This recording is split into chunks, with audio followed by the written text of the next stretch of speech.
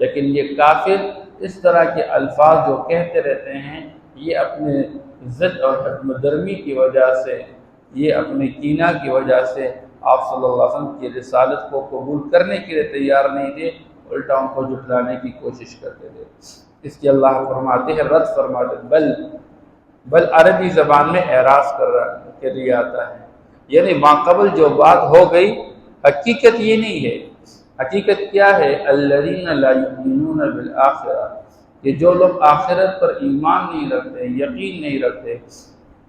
فی العذاب، یہ لوگ عذاب کے اندر ہوں گے، والضلال البعید، اور بہت دور کے گمراہی میں، پرلے درجے کے گمراہی۔ یعنی ان لوگوں کا ایمان نہ لانا آخرت پر